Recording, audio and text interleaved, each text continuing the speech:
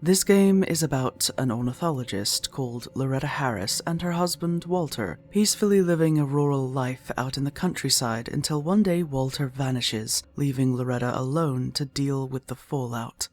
This game is about grief. This game is about a mediocre housewife called Loretta Harris and her debt-gathering husband Walter trying to salvage something that resembles a functioning marriage by moving from New York City to the sticks, only for Walter to go missing under mysterious circumstances. This game is about a woman called Loretta and her cheating husband Walter and how their life fell apart. It's about putting that good-for-nothing bastard in the ground. It's about lying your way to freedom. Of making sure no one ever discovers the truth, no matter who has to pay the price.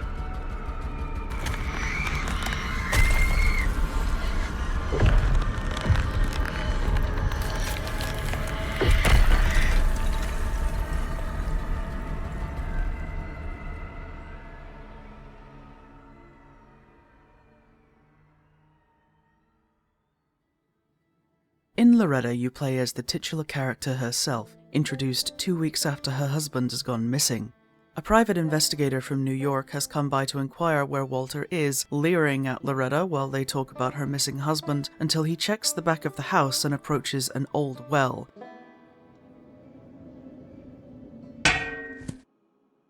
Let's start over, shall we? See, the narrative of the game is delivered slightly out of order, bouncing between now and then, here and there, feeding you information piecemeal and not always truthfully. It's the year 1947, and a woman by the name of Loretta Lou Harris is trying to make the best of things, uprooted from her comfortable life in New York City because her husband Walter got into trouble and they needed to run from the debt. Now, given the time period, women don't get many choices, so she had to leave everything behind, believing that they could start over, trying to be the supporting wife, no matter how much Walter disappointed her, no matter how quickly he found another woman to sleep with behind her back, bringing home the smell of fried onions before she could so much as finish unpacking her suitcase, like she wouldn't notice. She doesn't even use onions in her cooking, Walter, but Margaret's down at the diner with her ginger hair and late husband to oh so tearfully mourn, surrounded by the smell of onion rings all day. He could at least try to be subtle. Grief can do funny things to a person. It can break them down into a hollow shell of who they once were, weeping and acquiescent. Or it can turn them into a creature of rage, wearing a familiar face as it seeks an outlet for the pain. One day at the bank, Loretta learns that the publishing house taking on Walter's latest novel, Straw Bull, has a life insurance contract with him worth $30,000 in the event of his death or disappearance. Adjusting for inflation, that would be about $427,000 today, a staggering sum of money for a miserable housewife desperate to escape this rural hell she didn't ask for. But it's worth noting that Loretta doesn't consciously plan Walter's death. The information acts like a planted seed, slowly germinating at the edges of her mind and taking shape through thoughtless actions, such as simply accepting a free sample of rat poison from a very questionable gas station attendant, who vanishes the next time she visits. She comes home to find Walter breaking out the wine. His book is all set to be published. He just needs to send them the whole manuscript. It might even get turned into a movie. This is good news, as it might be able to turn their economic situation around. So to celebrate, he asks Loretta to cook the steak he likes, and over the uncomfortably detailed cut of meat, she briefly entertains the hope that things will get better from here. They can leave this decrepit, crumbling old farmhouse his parents used to live in, and its whispering fields of endless wheat, and return to the bustle and convenience of New York City. But it was 1933 when Loretta fell pregnant the first time. It was ectopic and ended in miscarriage. It was 1945 when she fell pregnant again and wasn't expected to survive, but she did, and so did her child, a little baby boy called Johnny. He was born June 6th, 1946. He died December 24th, 1946.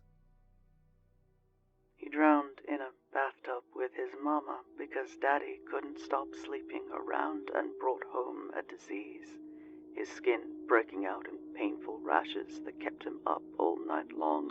There was no one else to help. Daddy was out every night, living life, finding any excuse to leave the house. The baths were the only thing that would soothe little Johnny, and his mother was tired. Her medication made her sleepy, and she passed out with the baby in her arms. It is 1947. It hasn't even been a year since Johnny died.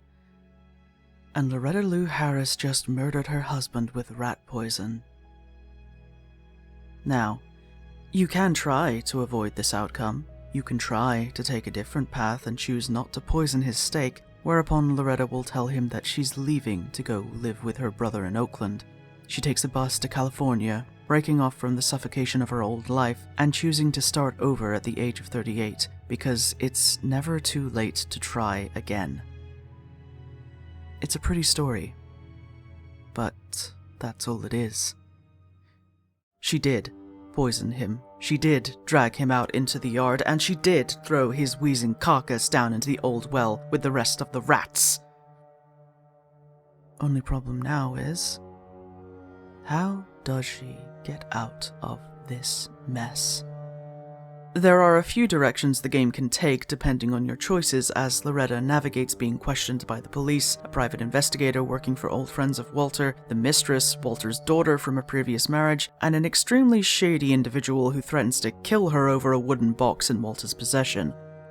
And through it all, she just wants to get the damn manuscript out of his safe, take the insurance money, and leave. She can kill the people who come to the farm, cave the PI's skull in, stab the publishing house representative in his $400 suit, beat Margaret to death with a shovel, kill the daughter with scissors to the neck, and kill the daughter's boyfriend with a cleaver to the skull or by burying him alive in wheat. You have to watch when you kill people, of course, because it can draw too much suspicion or throw a wrench in Loretta's plans. Fitzgerald is there for the manuscript, the man that'll clear her for the $30,000 that she needs, so he needs to live. But it's so easy to see him dying with a letter opener in his chest because Loretta simply snapped when her chance to escape was ripped from under her, when what little control she had over the situation slipped through her fingers as she found that someone had stolen her manuscript. There's no real way to progress if you dome Margaret's head in too early. She's a bit too important for the third act because she's the one who steals the manuscript once the safe is finally opened. Something Loretta struggles to do for a good little while until a nightmare about Walter reveals the combination to her. Why does Margaret steal it? Hard to say for certain. Maybe it's out of principle and she really does believe that Walter's daughter, Kelly, deserves it more than Loretta. Maybe she's just being spiteful, wanting every last little thing she can possibly take from the woman whose husband she was having an affair with. Either way, the final showdown will almost always be with her, and how it ends depends on a surprise guest late in the story. A man in a trench coat looking for Walter in the mysterious wooden box he kept in a safety deposit box at the bus depot. This man is a violent threat who won't hesitate to kick Loretta to the ground to get answers, only revealing who he is and what he's after she gets the drop on him with a sickle.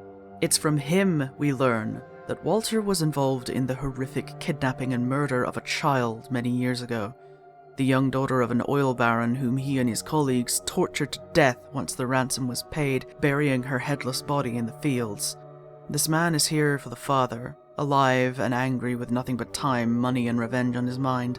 Since Walter is dead, he has no real reason to threaten Loretta, and we can let him live, instead turning our attention to the wooden box and its contents. We find where the girl is buried, only to be confronted with Margaret, angry and afraid, blaming Loretta for everything that's happened. But if we tell the police about the girl, not only will Loretta be punished for murdering Walter, his work won't get published, and his daughter Kelly will have nothing. So they agree to keep it secret, at least for now.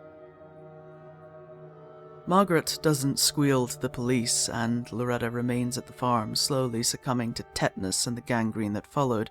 She takes one last chance to speak to Walter at the well, snow falling around her, and it fades to a scene in summer where the police are standing around the unmarked grave of the girl Walter helped murder. Loretta sent the girl's father a letter explaining everything, what happened to the child, Walter's involvement, and her hand in his death. The last we see of Loretta is outside the door to a party, wearing a lovely red dress, her hair up. Walter is inside, and she doesn't have an invitation, so she can't come in. But the doorman points out that she's on the wrong floor anyway. With no one else's blood on her hands, this simply isn't where she's supposed to be, and he urges her to go upstairs, where her son is waiting for her. This isn't the only way the story can end, of course. There are a few endings, and the game makes a point of using white and red to convey meaning and tone. This ending, where Loretta reunites with her son in heaven, fades to white, not a mark to be seen. The ending where she's strapped to a chair in a hospital for the criminally insane, where she flatly remarks the only thing waiting for her now is hell, ends in a deep, bloody red and the words "The End" written in bold black across the screen. I'd take that as an indication that this ending, where she did bloody her hands further and lost herself in the stress and madness of it all, is how it really ended. The game is split by sections where Loretta seems to be talking to a psychiatric professional, shown ink blots, encouraged to talk about what happened, what she's thinking, how she's feeling, not to mention an apparent history with psychiatric issues, though let's be honest that female hysteria isn't really a diagnosis that can be taken at face value when it's pretty much just being a woman disease. Regardless, I choose to believe that the ending where she reunites with her son is the real one, because at least then she's at peace.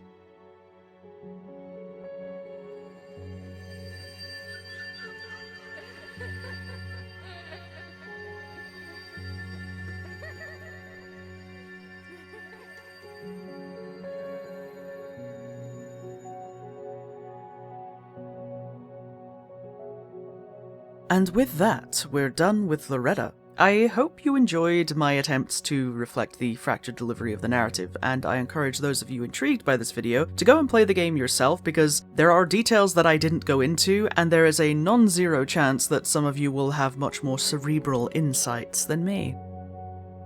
Thank you for watching, and if you enjoyed this video, don't forget to like, subscribe, and drop a comment down below for the algorithm gods. Special shout out to my supporters over on Patreon, who are all very handsome people. If you'd also like to be called a very handsome people, check out the link in the description where you can support me from just £1 a month. All tiers get their name in the credits, while members of the nerd tier will occasionally get behind the scenes previews and video teasers. If you enjoy live streaming, I can be found over on Twitch, where I stream every Wednesday at 8 PM British time. For now, don't forget to drink your water, take your medication, be kind to yourselves, and I will see you all next time.